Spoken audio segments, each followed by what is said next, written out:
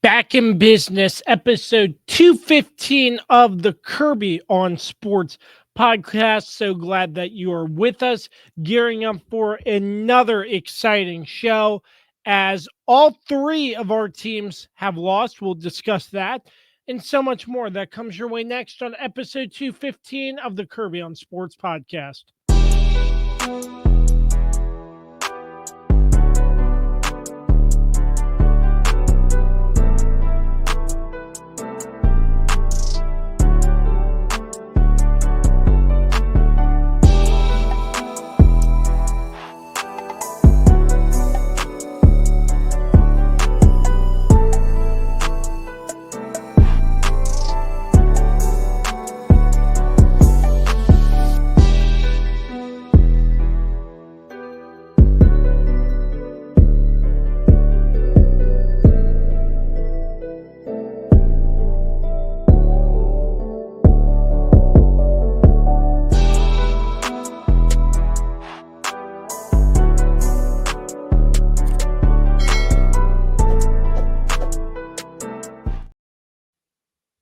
Once again, I'm your host, Josh Kirby. So glad that you're with us for episode 215 of the Kirby on Sports podcast. And as always, a huge thanks to all of our sponsors, PM Plus Reserves, Shenandoah Primitives, Transformative Alignment Group, Barrett, Pest, and Termite Services, Mark Francis with Icon Real Estate, Mark Lynch with Guild Mortgage, Shenandoah Music, the brand new Cider House on East Piccadilly Street in Winchester, Virginia, and the official energy drink of the Kirby on Sports podcast, Don't Sleep Energy.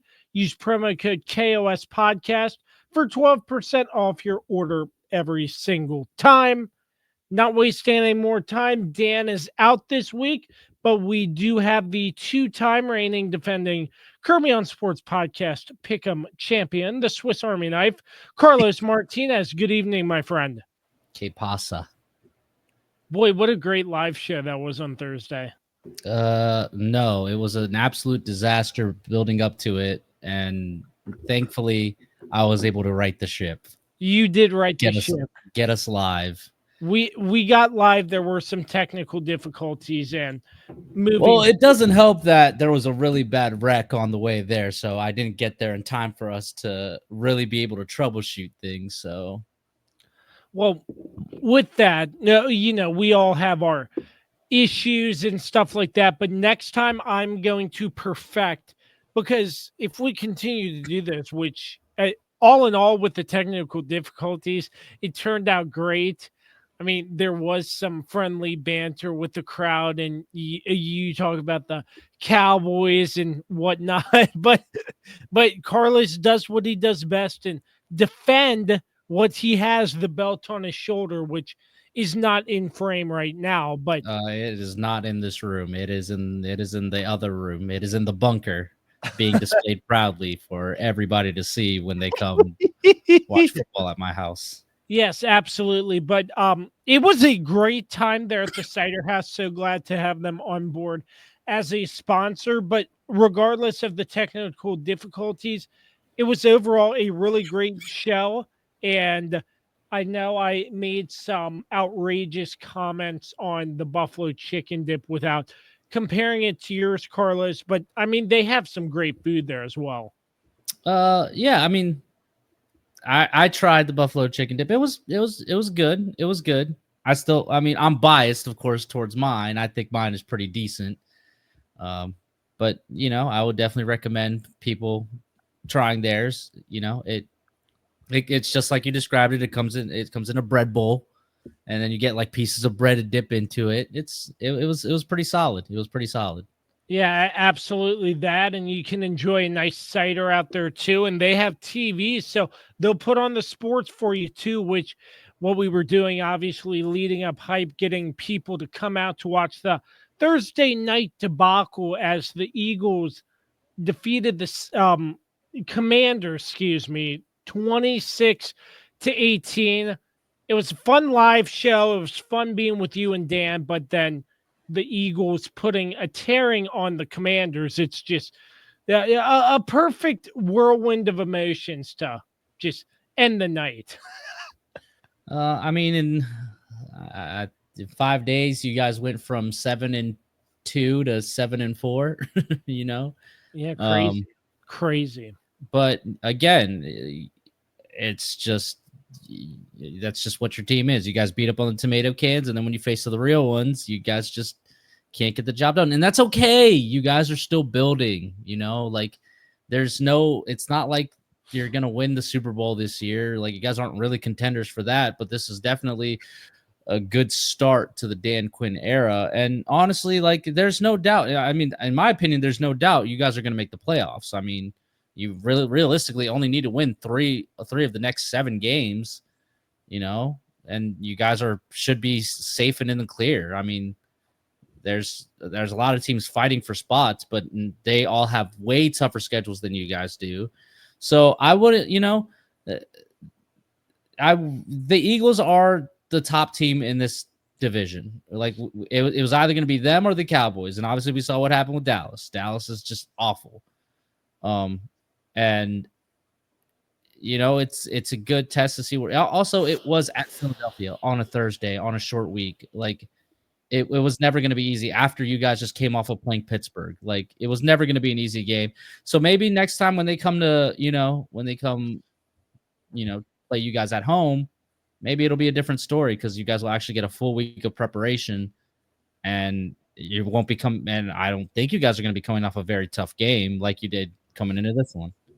Yeah, I mean, I don't know how much you watched of that game. People are saying he was fine, but it seemed like Jaden Daniels was just not 100%. I mean, we were kind of mingling amongst the people in the Cider House once we got done with the live show, so we weren't really necessarily paying attention. Then we had to drive back home, and when I got home, I was like, I'm just gonna relax and watch. I'll keep an eye on the score, but I will probably I'm gonna watch Christmas movies instead. There you go. But there you go. Yeah, no, I mean, all in all, like you guys just came up against a better team. Like the Eagles are a better team. I mean, Saquon is playing out of his mind right now. There's still some issues with the Eagles, but I mean, they're just a more talented, better team. And Washington, you guys are young. You guys are just entering the Dan Quinn era. There's just there's no need for a whole lot of negativity when you guys have a winning record and are pretty much I would say a lock to make the playoffs and are going to be interesting in the playoffs. Yeah. Now, whether you're going to have a home game, no, that's not going to happen because you guys aren't going to win the division. But the Eagles have some tough games on their schedule too. So it's not as if it's inconceivable that you guys win the division. But do I think you guys will? Probably not. I think you guys are going to go on the road in the wild card. You might face the Eagles again in the wild card. I ran a simulation of the season again earlier today, and one of the scenarios came out to where you guys immediately face the Eagles again in the wild card round. But there's a lot of you just got to keep taking the positives out. Look, this is Dan Quinn's first year. He doesn't have his guys, the personnel that he really wants on defense yet. Your second, Lattimore didn't even play in this game, correct? I don't think he's going to be playing for a little while from what I'm hearing. Well, I mean, he's hurt. I mean, we told you this. But either way, you got that eventually coming in. That will, I mean, like I said, he's not going to be the game changer that some people make him out to be. But he's definitely going to help, this secondary. And you just got to have some patience. I mean, this isn't going to be something that, even next year, it's not going to be a complete product yet. It might be, 2 or 3 more seasons before you see the final result of what Dan Quinn is trying to build. But the point will be is to see the improvement through the next couple seasons that you're starting. I mean, you guys are already, for the most part, competing with these top teams. Sure, the Eagles game was a little more, it was a little, the score difference was a little bigger than, say, it was against the Ravens or the Steelers. and such. Tampa Bay, that's week 1. I mean, it's tough to really, put that, you put that against anything because it was so early in the season. But yeah, like if you guys start competing and winning those games, as then it's showing improvement, and eventually you guys will be up there with the Eagles and the Ravens and all those teams to really compete and make a run for a Lombardi one day. Going back to my point, though, it seemed like Jaden Daniels just was not healthy for some reason, despite the reports saying he was fine. Oh, it's again short week, man. And again, he's dealing with a rib injury. Like he has been dealing with it. There's no way it's healed. Mm-hmm. He's just dealing with it, and it's again a short week, not a lot of time to recover. I think this was his first short week ever in his career so far. I mean, that's not a norm in college, to play a game on Sunday and then you're playing a game on Thursday, So all in all, like, yeah, it makes sense that he doesn't look the best. He's taking some licks. He's still hurt. He's playing through pain. He's not going to be 100% going into Thursday. Yeah, I get that. And still, it was a kind of a weird game. Like the targets were very low to the Commanders' receiving core. Obviously, Brian Robinson back only 63 yards and a touchdown. So, I mean, this game, obviously, you mentioned short week, and the Eagles are a very good team, one of the top in the NFC East from what I am seeing too. And they just made one too many extra plays than the Commanders did. And pretty much that's what it boiled down to. But I mean, again, 10 days rest for the Commanders and another division game. They got to prep for Dallas because you never know how these division games will go. No, you don't. No, no, you don't. No, it could be a trap game. I guarantee no, you it. Don't. No, you don't. No, you don't. No. All right. No, you don't. I mean, hey. I mean, yeah, you have to take. I mean, you should obviously take the Cowboys seriously, but let's be honest here. I mean, this Cowboys team is not doing anything. And again, and if anybody knows how to attack this Dallas Cowboys team, it's Dan Quinn. So I'm not worried. I'm honestly not concerned or the least bit thinking. Now, if Dallas was competitive and actually playing well, then yes, I would be like, absolutely. But I mean, I didn't even watch a single second of that Monday night game, and I know it was an awful, awful performance by Dallas. I watched like 2 series, and I went to bed early. I was like, okay, that's enough. I didn't watch a single second of it. I was like, nope, I don't need it. Man, what are your thoughts? The metal falling out of the roof? We have rescinded my fanhood. We are not going into Cowboys talk. But with that, the Eagles over the Commanders 26-18. The road ahead for the Commanders is pretty favorable. Yeah, I say that, but then something. I mean, it is. You have 2 games against the Cowboys, so there. Like I said, you only need to win 3 games. 3 games, and you're at 10 wins, and that's all. That's all you need to make the playoffs. So you have 2 games against Dallas. You'll probably win those, and I'm not entirely sure who else is on your schedule, but so we have Dallas, Tennessee, a bye week, then at New Orleans. There you go. Those are all winnable games. Yeah. So all in all, you guys could easily go 5-2 in this stretch. I mean, you do have a game against the Eagles, another one. That'll be another good test there, and then I'm not sure what other team you would be playing, but I mean, it's within reach, so they just gotta stay the course. That's it.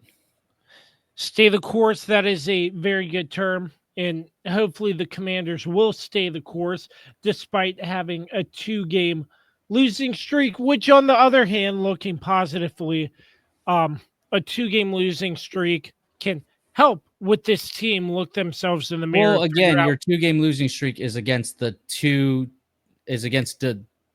that are leading in their division. Pittsburgh is leading in the North. Obviously, the Eagles are leading there in the East. these are two very well coached teams. These are two good Absolutely. teams. So it's like, it's okay. Like if you're going to lose to anybody, at least you're losing to the good teams. You're not, and not only that, again, despite me giving you crap for being like, oh yeah, you're taking moral victories, but you're still losing, like it is a positive that like, hey, like you guys are competitive in a majority of these games. I mean, you only lost to Pittsburgh by a point, if I remember correctly. Mm-hmm. So it's like it was just a play here or there, and you guys probably would have won. And then, sure, Philly was just a weird game. It's a short week, hard to recover for Jaden. I'm not saying that if Jaden was healthy, the game would have flipped, or if Jaden had a full week to recover, like, yeah, the game would have flipped. But, it's also Jaden's first time in Philly. Like, Philly is not an easy place to play. Absolutely. Well, the Eagles take the Commanders 26-18 on the night. We had a very wonderful live show at the Cider House. Can't thank them enough for their support of the Kirby on Sports podcast. We will take a quick break and we will come back with more coverage from this past week number 11 in the NFL. We will be right back. For sports fans living in condominium and homeowners associations, as well as business professionals, when you need a reserve study, PM Plus Reserves has been in business since 1990. Their studies are accurate and easy to understand. Check them out when your association needs a study. www.pmplusreserves.com. You can also contact them at 703-803-8436. Once again, www.pmplusreserves.com. Is it finally time to upgrade your home's interior? How about with an authentic farm table made locally from recycled barnwood? Shenandoah Primitives, based right here in Winchester, Virginia, makes farm tables, benches, tables, coffee tables, and a long list of other items for your home decorating needs. At Shenandoah Primitives, function and style are combined for great furniture that will last generations. If you're interested in combining the industrial look of metal with wood, or considering something incredibly unique with a live edge, Shenandoah Primitives turns those ideas into reality.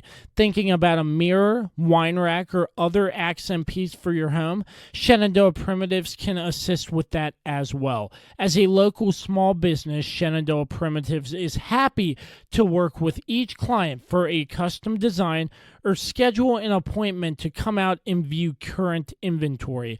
Local, high-quality, handmade items can be found at Shenandoah Primitives. Find us on Facebook and Instagram or visit us at www.shenandoahprimitives.com. Once again, that's www.shenandoahprimitives.com.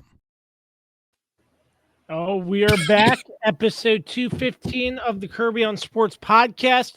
Dan is out, but we do have the Swiss Army knife, Carlos Martinez, joining me. I am Josh Kirby once again. And Carlos, if Dan was here, he'd be blowing a gasket over That's why he's not here, because when his team loses, he loses his mind, and it's crazy. My team loses, I'm just like, man, okay, cool. 18-16, the Steelers kicking all field goals. Yeah, they pulled at you guys. That's right, they did. And Justin Tucker missing 2 or 3 field goals. It was 2, I believe. It was 2 field goals. Those field goals ultimately ended up being the most crucial points that they missed. This game in general screamed classic AFC North football. Yeah, I mean, these two teams are rivals. I mean, it was a very, very physical game. Absolutely. And it was very old school in that sense. And there was a lot of emotions playing out, during the game. I mean, there's a lot of storylines between the two teams. There's the Patrick Queen of it all, him feeling slighted by the Ravens and feeling like they didn't want him back. So he's like, and he's playing great there in Pittsburgh. Yeah, I mean,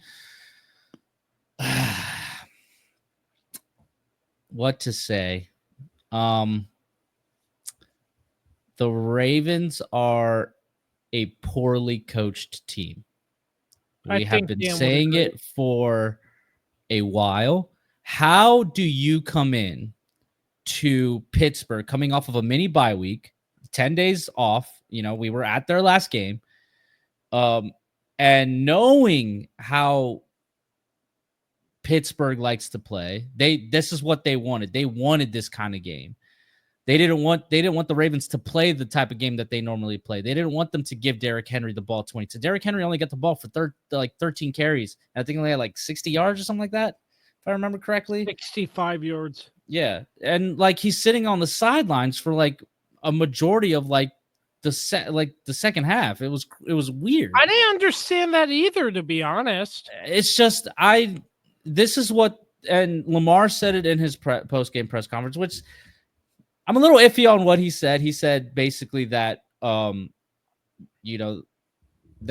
they basically keep shooting themselves in the foot and all that stuff. It was a lot of we talk. I don't know how I necessarily feel about it. That's something that Dan can more answer to because this isn't really my team. So, but yeah, like it's true. Like they shoot themselves in the foot a lot. I mean, they're the most penalized team, I think, in the NFL right now. And it just, this is what they do. They just psych themselves out and get away from what, I mean, Lamar said it. It started with the AFC Championship game. They went away from running the ball and they tried being something that they're not. And it's happened a few times this season, where they just get away from what they do best. And what they do best is use the threat of Lamar and Derrick Henry. You have to account for that because that's just an impossible task to cover. And I feel like the Ravens played into what the Steelers wanted, and it was a masterclass by Mike Tomlin to get him to get the Ravens to do that. But yeah, for me, it's Harbaugh. Just, man, it's just incredible to me how he's been able to ride that one Super Bowl and the constant playoff failures, the constant coming up short in the regular season, losing games that you shouldn't lose. The constant, the multiple times that the team comes out and just they did not look ready for this game, which is just incredible to me because I'm like, again, you had 10 days to prepare for this team, and Pittsburgh's won, has beaten Lamar like 8 out of the last nine times that they played. I think they're 8-1 now. If I remember correctly, it's just again, the Ravens shooting themselves in the foot, the Ravens not getting away from what they do best and playing on the terms of their opponent. And we can't let Lamar off the hook either. I mean, he just didn't. He also didn't play well, but at the same time, I think this was a coaching thing too. I think they both deserve blame, but I think coaching for not having this team prepared is probably the biggest thing that I saw with the Ravens. And as for the Steelers, listen, they won this game kicking just field goals, and a win is a win. And right now they're on top of the division. They have a 2-game lead on the Ravens so far. Well, I guess it's 1.5. I'm not sure. Either way, they have a little bit of a cushion. They got some tough games. They still got to play the Kansas City Chiefs still. They got to go to Baltimore still. So Baltimore's going to get a chance to get their get back, but this game was super important. Oh, and for Justin Tucker to blame the field, to say that the field was like was not, and don't get me wrong, I was thinking the same thing. I was like, the field looks atrocious. Like the field looked really bad going into this game because, of course, they play college football on that field too. So it was all torn up from whatever game they had this past weekend. But at the same time, I'm like, look, you've played here in Pittsburgh multiple times. You know what you're walking into.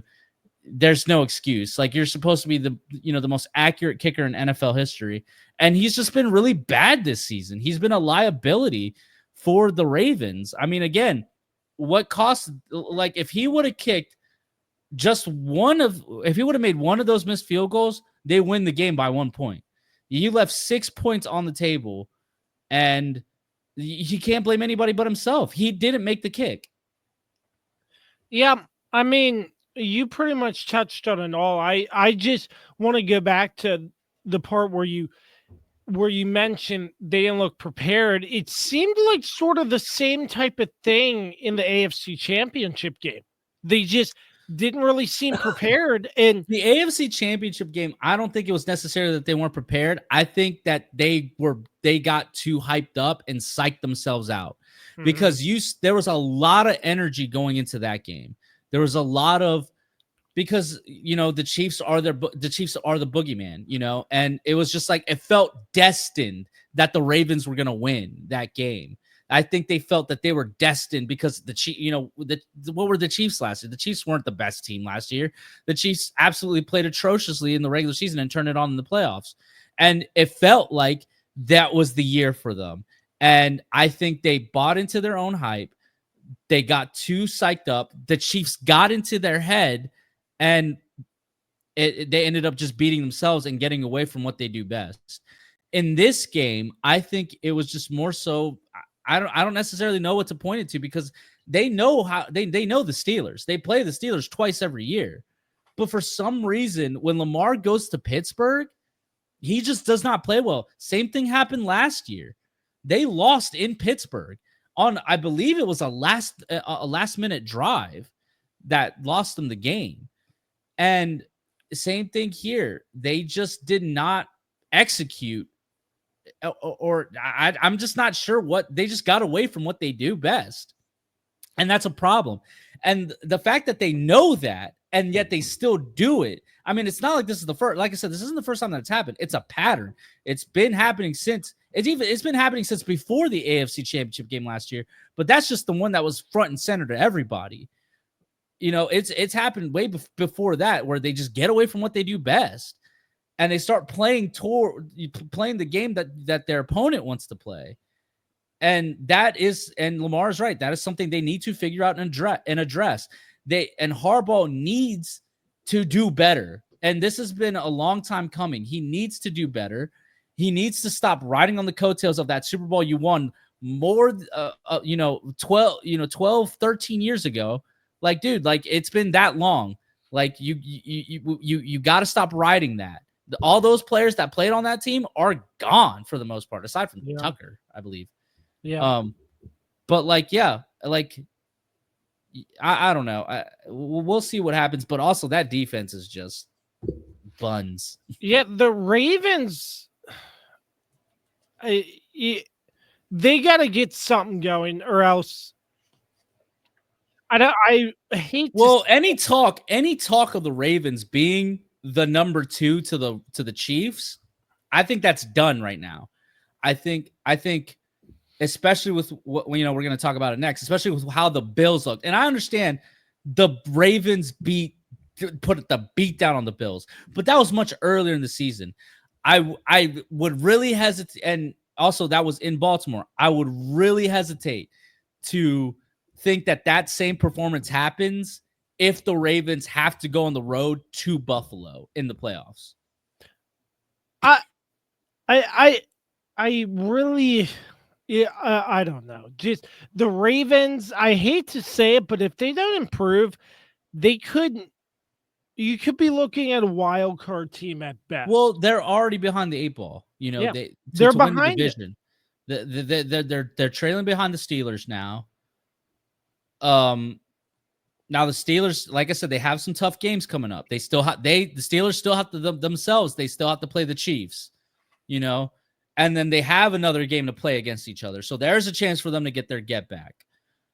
But in terms of just, it's going to be it's going to be a tough road for them to win the division now. And Pittsburgh also still has 2 games against Cincinnati. They still have 2 games against Cleveland, which, what's Cleveland really going to do? They still have the game against Baltimore. So, there's still division games in front of Pittsburgh that they're going to have to play. And, I think those Bengals games are going to be very, very tight just because of the fact that Cincinnati's desperate at this point. They don't have to win out. In one simulation I ran, they didn't have to win out. They were able to lose one more game, but they essentially have to win out to make the playoffs. So they're going to be desperate to beat this Steelers team. And so there's a lot of room. There's a lot more tougher games for Pittsburgh than there is for the Ravens. The Ravens have played, I think they've played most of their division schedule at this point. They've already played the Bengals twice. I believe they played the Browns twice, or have they only played them once? I think once. They lost they to the still have Browns once. I think so. They still have one game against the Browns left. They still have, and they still have one game against Pittsburgh. Mm-hmm. So, and then aside from that, they have a game against Philadelphia. That's going to be a tough matchup. But I just feel like their schedule may be more favorable than Pittsburgh's because, like I said, Pittsburgh still has to play the Kansas City Chiefs. So it's going to be very interesting, the route that this Baltimore Ravens team goes in the future. But on the other hand, the Steelers, they're looking pretty good. They're looking very good. Mike Tomlin's really making a strong case for being coach of the year. And again, I will point out Russell Wilson. Remember on this show when we were saying, "Oh, let Russ cook. He's doing nothing in Denver." Look at him now. Okay. They won this game without scoring any touchdowns, Kirby. Let's not give that man too much credit. Okay. It's not like he lit up the scoreboard here. Yeah. They didn't get into the end zone once in this game. Yeah. Okay. So let's pump the brakes a little bit. Yes, Russell Wilson has seemed to unlock something playing in Pittsburgh than what he had in Denver. Honestly, it's not like he played terribly in Denver. It's just that Denver team was just not made. It was just not fit for Russell Wilson. I feel like he fits perfectly in Pittsburgh, and he's exactly what they need in Pittsburgh. But let's pump the brakes on giving that man too much praise. They won this game because of field goals, not because of touchdowns. Yeah, absolutely. So the Steelers over the Ravens 18-16. And a note that I forgot to mention earlier, sticking with the AFC for just a second, the Jets fired their GM. What a train wreck. Who cares? I don't care about the Jets. Yeah, it's a train wreck up there, I think. Wouldn't you agree? It's nothing we haven't said before. Absolutely. With that, we will take another quick break. And then the moment we've all been waiting for, the prediction that Carlos said would happen came true. We'll talk about the Chiefs and the Bills coming up next. Bed bugs. The only thing creepier than thinking about them is actually having them. Trust me, you don't want to have them.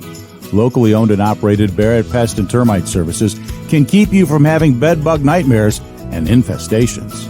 Call 540-340-3922 to schedule your free inspection and consultation. If bed bugs are already in your home, we'll get rid of them so you can rest easy. We also specialize in keeping homes and businesses free of other pests, including rodents and termites. That's Barrett Pest and Termite Services, 540-340-3922. Hey there, Kirby on Sports Podcast fans. Mark Francis with Icon Real Estate here for you. Remember, if you have any real estate needs, buying or selling, I'm your guy. I would love to help you out. And you can also find me on my own personal podcast, Iconic Talk, where you get a chance to learn about the local real estate market and why Winchester is an amazing place to live. Reach out to me anytime, 540-247-1527, and find Iconic Talk anywhere you get your podcasts. We welcome you back to episode 215 of the Kirby on Sports podcast with Carlos Martinez. I am Josh Kirby. Carlos, you predicted this was going to happen, but these two teams meet once again, the Bills and the Chiefs, in the regular season, and this has happened once again. The Bills victorious over the Chiefs 30-21. Yeah, I would like to I would like to say first and foremost, thank you, Buffalo, for beating us, because now I'm not gonna have to get that tattoo of the Chiefs logo and 17. So thank you. I would also like to congratulate the Buffalo Bills for winning 4 straight Super Bowls, because this was their Super Bowl. Despite what Bills fans are saying, despite what the players are saying, let's be honest, this is their Super Bowl.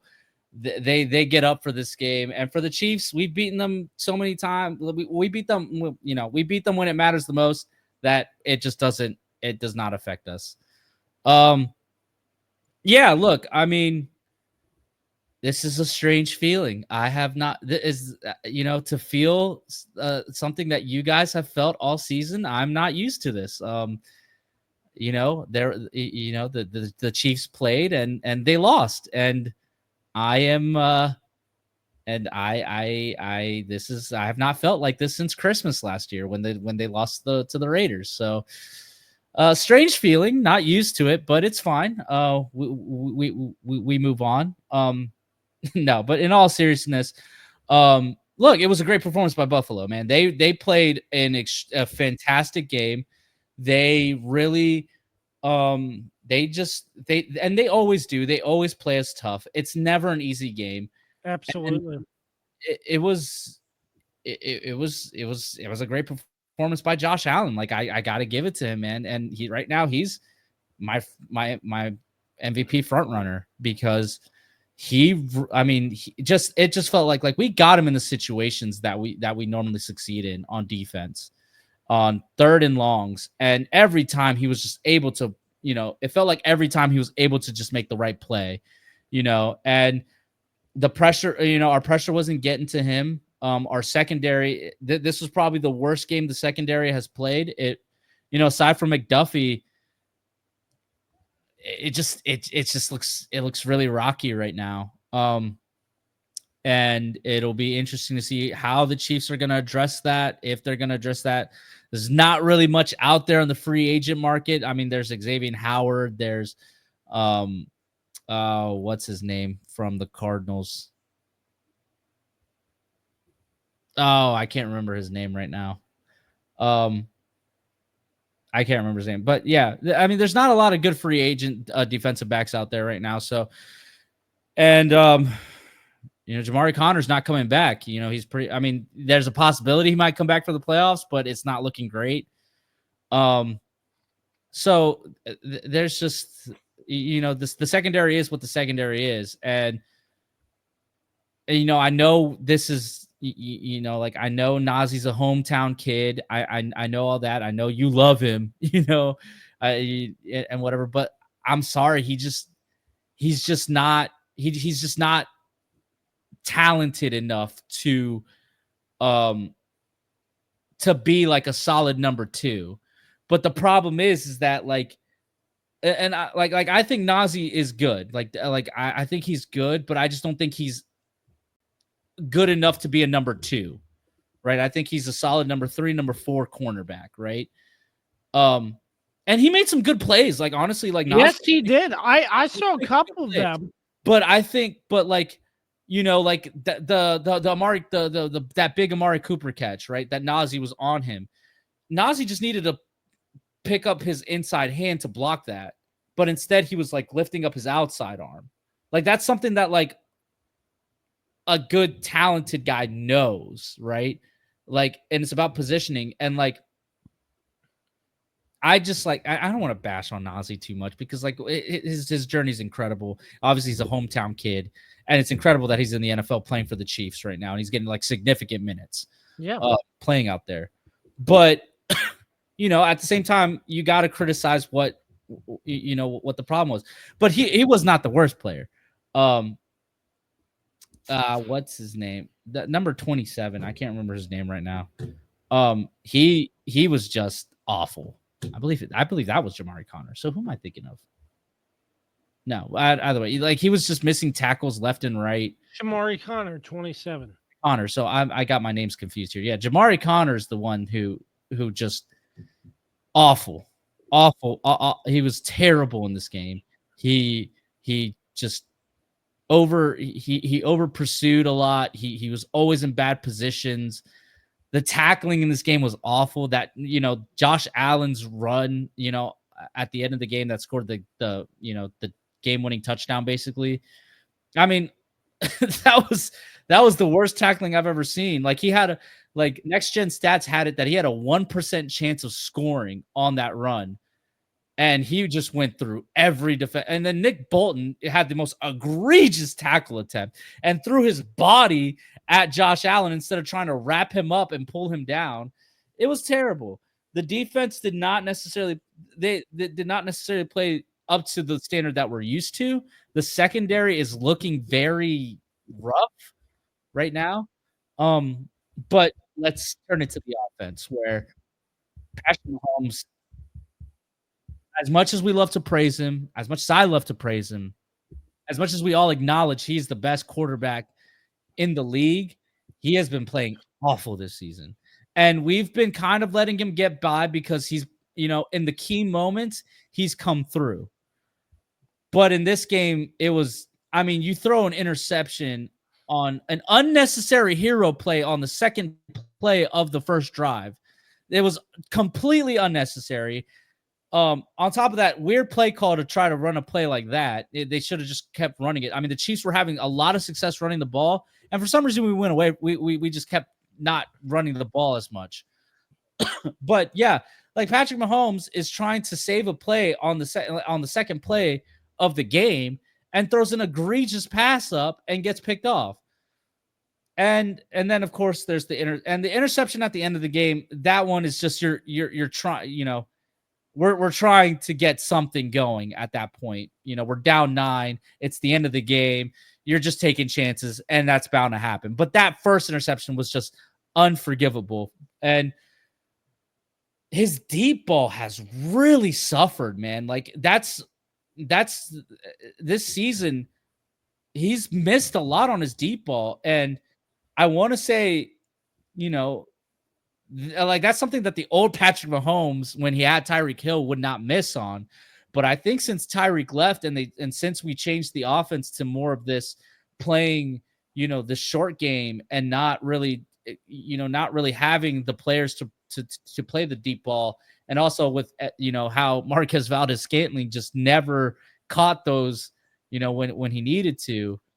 I really think he has his deep ball's just suffered, and he's just rusty, and he's not playing well. His mechanics are kind of off. His footwork is not as good as we're expecting of Patrick Mahomes. And a lot of people are saying it's possibly because of the fact that he feels like he doesn't have time back there because of the struggles at left tackle and the struggles at right tackle. Obviously, our guards and our center are solid, but the tackle positions have been awful. Wanye has done better than Kingsley. But like, it's not like he's a swing tackle, in my opinion. He's not a starting tackle. I would like to see the Chiefs bring back Trey Smith, who's sitting down, who was our left tackle last season, and he's just sitting out there in free agency, and he's told reporters, hey, like, if the Chiefs want me, I'm ready to go. So I'm like, why don't we bring him back in? He's clearly he's got to be better than what we have right now. And then, Juwan Taylor. He does okay, but he does let a lot of stuff go. And I just think Patrick just has happy feet back there. And the Bills did a good job of picking up where the Broncos left off, of bringing good pressure in and getting to Patrick Mahomes and containing him and not letting him step up. They did a good job of shutting down Travis Kelce. Travis Kelce only had 2 catches for 8 yards. DeAndre was kind of a factor, But the one thing that I didn't understand about the game plan is the first half, they really made it a point to have Xavier Worthy be a focal point of the offense. And then in the second half, they threw the deep ball to him. He obviously doesn't get both feet down. Patrick Mahomes takes blame for it. He said, but to me, it's like, hey, Rook, like, you got to know, like, you got to get both feet down. Like, it's not college. It's not 1 foot.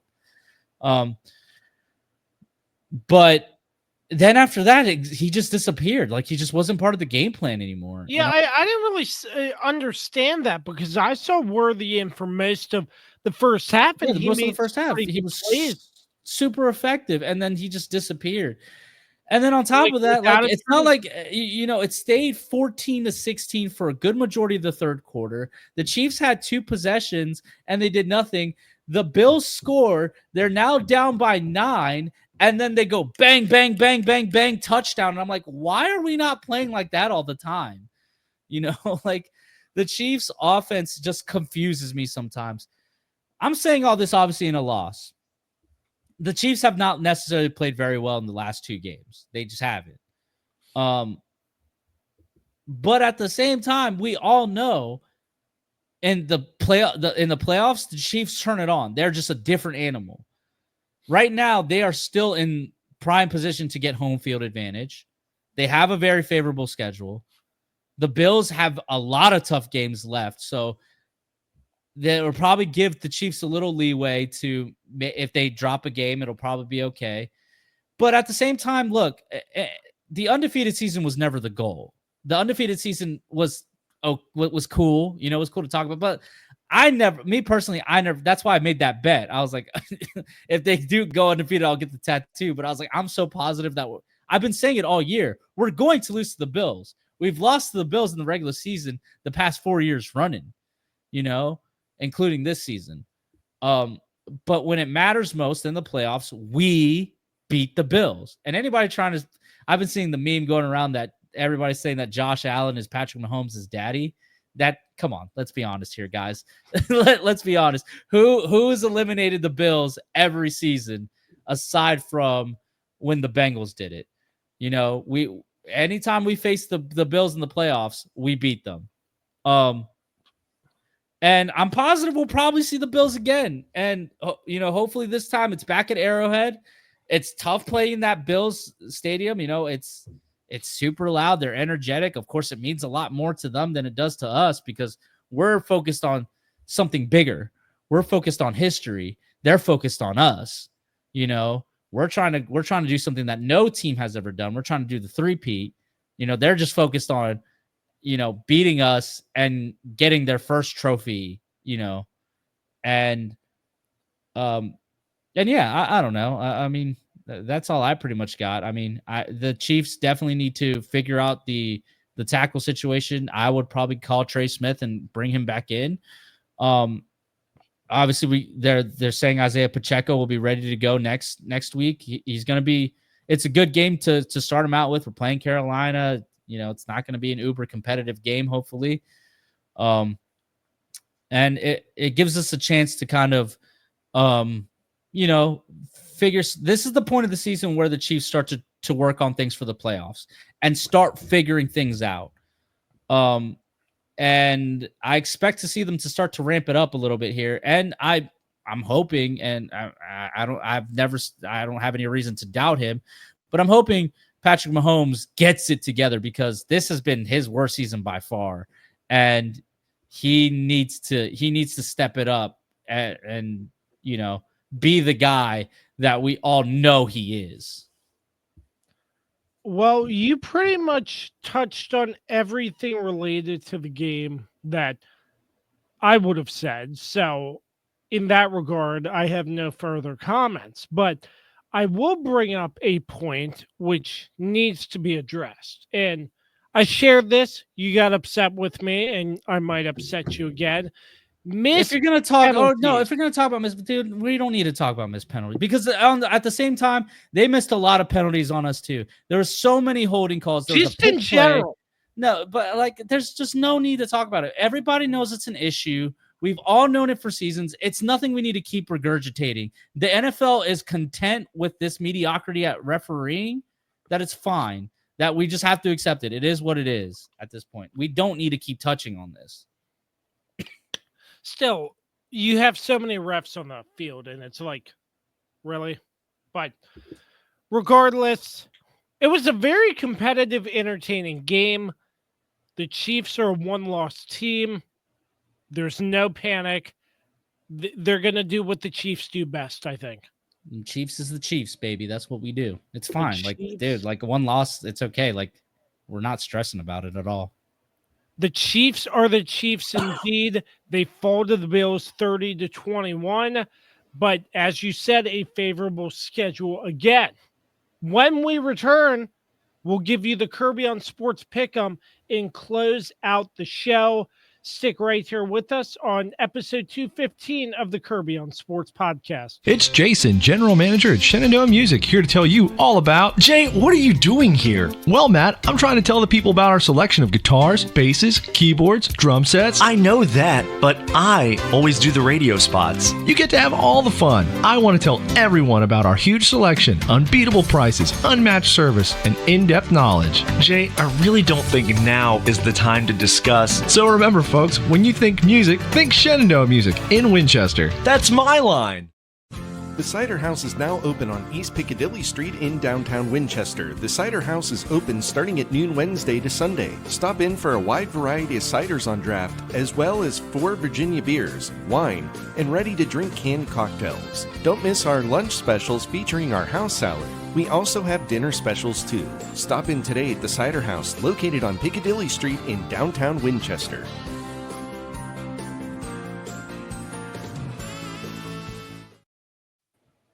Let's hit it. It's time for the best part of the Kirby on Sports podcast each and every week, the Kirby on Sports PickEm. And boy, do we have a surprise for you this week. Carlos Martinez. Oh, sorry. Yeah, so here we are, week 12, the Kirby on Sports PickEms, brought to you by Anthony's Pizza, home of the Warrior. So I don't have any history lessons pulled up, but in a rare occurrence, for the first time ever, actually, the 3-man booth has the same picks. This has never happened before. I went through the archives, and this has never happened before. We have never all picked the same game. Now, honestly, the Week 12 slate was buns. It's absolute trash. Mm-hmm. There's not a lot of good games. And honestly, we were all just thinking the same thing. As soon as I got everybody's picks, I was like, we literally all have the same picks. And I literally put it in the group message. I was like, I'm just going to spoil it for all of us. We all have the same picks. So with that, the current standings are your boy, the two-time Kirby on Sports PickEm champion, trying to complete his own history of doing the three-peat himself, is in first place once again. Thank you, ladies and gentlemen. I like to thank your guys' families for motivating me, for waking up the beast. And I am in first place with a 45-21 record. Dan, this podcast's favorite number 2, is 44-22. And Kirby is solely in the Kirby zone once again at 41-25. Of course, we do have to give you props though, dude, because again, despite the fact that you're still in last place, you're doing much better. It's just the problem is me and Dan have upped our game as well. So it just is what it is, man. Yeah. Look at that. You're wearing glasses outside and you're not wearing shades inside today. I'm not wearing my rock outfit. So that's a funny joke. Anyways, with that being said, the games we'll be picking this week are the Harbaugh Bowl between the Harbaugh brothers, the Ravens against the Chargers. We'll be picking the 49ers and the Packers, the Cardinals and the Seahawks, the Broncos and the Raiders, the Eagles and the Rams, and the Vikings and the Bears.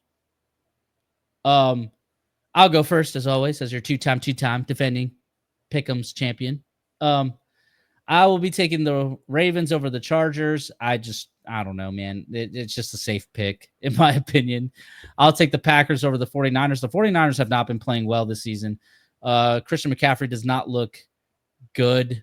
Fell to the Seahawks last week. That was a close game. Yeah, but like, I don't know. San Francisco I don't know. They just don't look great. I'll take the Cardinals over the Seahawks. Just because the Cardinals coming off of a bye, they've been playing very well, sneakily very well. And the Seattle, despite them beating the 49ers, they just haven't, I don't know, they just don't look great, in my opinion. Gino has to pull it out at the end, usually, if they win. I'll take the Broncos over the Raiders because the Broncos are just playing much better. The Raiders are not great. I'll take the Eagles over the Rams. And then I will take the Vikings over the Bears. I'll just go over Dan's picks real quick. Dan, of course, is contractually obligated to take the Ravens, so he's taking the Ravens. He's going to also take the Packers. He's going to take the Cardinals. He's going to take the Broncos. He's going to take the Eagles, and he's going to take the Vikings. Like I said, we all have the same picks, so like nothing's changing here. Here we go. So with that, I will send it to Kirby so he can explain why he's picking all the same picks. I think the Ravens get right this week against the Chargers. I think it's going to be a close game, but I think the Ravens bounce back. I will pick the Ravens. The Packers, a close victory against the Bears last week. I think the Commanders broke the Bears. 49ers are not playing well. I'm picking the Packers. Cardinals, top of the West in the NFC. I think they defeat the Seattle Seahawks. They're on top. I think they'll have that little more motivation. Raiders, not really sure what they're doing. I'm picking the Broncos. Bo Nix, looking pretty good. You got the Eagles and the Rams. I'm picking the Eagles. And the Vikings over the Bears because the Bears are the Bears. So with that, NFL Pick'em Week 12, you pick with us. We'll post this graphic on Facebook. If you get the most amount correct, you win a free large cheese pizza from Anthony's Pizza, home of the Warrior. Again, we all have the same picks, a rare occurrence this week. No, like it's not even a rare occurrence. It's never happened. This has never happened because most of the time somebody will pick at least one game different. No, this time we all pick the same. It's never happened. So with that being said, that means the standings are not going to change at all. We're going to go into week 13 with me in first place with a 1-game lead. There's going to be no movement here.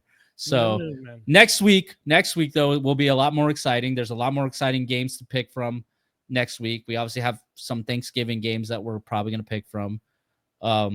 But this week is absolute buns. There's not a lot of good matchups. So, I mean, honestly, the best matchup is Ravens Chargers. That's it. I mean, and Eagles Rams is pretty exciting too. But aside from that, man, there's just not a lot of great matchups. Well, with that is your Kirby on Sports Pick'em, and that about wraps up another edition of the Kirby on Sports podcast. Carlos, we got in and we got out. Very short, simple, but we had some fun as always. Yeah, always. We miss you, Dan. Hopefully he will be back next week. Wishing him all the best.